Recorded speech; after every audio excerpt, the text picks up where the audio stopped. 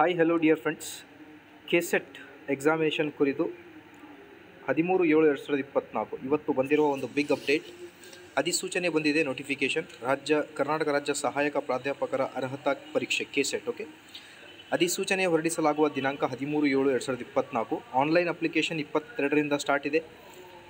Last date 22/8. Okay, ಒಂದು ತಿಂಗಳು time ಇರುತ್ತೆ. ಅರ್ಜಿ ಶುಲ್ಕ ಪಾವತಿ ದಿನಾಂಕ 26, ಪರೀಕ್ಷಾ ದಿನಾಂಕ 24/11/2024. ಸೊ ಅಭ್ಯರ್ಥಿಗಳು ಆನ್ಲೈನ್ ಮೂಲಕ ಅರ್ಜಿಯನ್ನು ಫಿಲ್ ಮಾಡ್ಬೋದು. KEA ವೆಬ್ಸೈಟಿಗೆ ವಿಸಿಟ್ ಮಾಡಿ.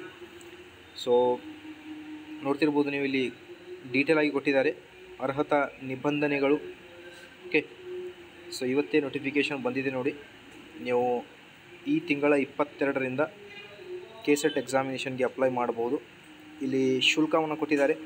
2A 2B 3A 3B ಸಾಮಾನ್ಯ ವರ್ಗ ಅಭ್ಯರ್ಥಿಗಳಿಗೆ 1000 ರೂಪಾಯಿ, SC/ST PWD ಮತ್ತು ತೃತೀಯ ಲಿಂಗ ಅಭ್ಯರ್ಥಿಗಳಿಗೆ 700 ರೂಪಾಯಿ. ಸೊ 2 ಪೇಪರ್ಸ್ ಇರುತ್ತೆ, ಪೇಪರ್ 1 ಮತ್ತು paper 2. So 3 hours examination duration ಆಗಿರುತ್ತೆ.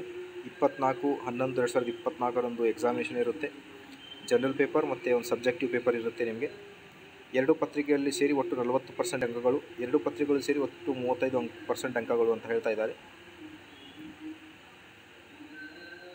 ಈ ಎಲ್ಲ ಸಬ್ಜೆಕ್ಟ್ಗಳಿಗೆ ಕೆಸೆಟ್ ಎಕ್ಸಾಮಿನೇಷನ್ನ ಕಂಡಕ್ಟ್ ಮಾಡಲಾಗುವುದು. Total 41 subject. Okay, so please ಇದೇ ಥರ ಎಲ್ಲ ಅಪ್ಡೇಟ್ಗೋಸ್ಕರ like, share and subscribe. Thank you.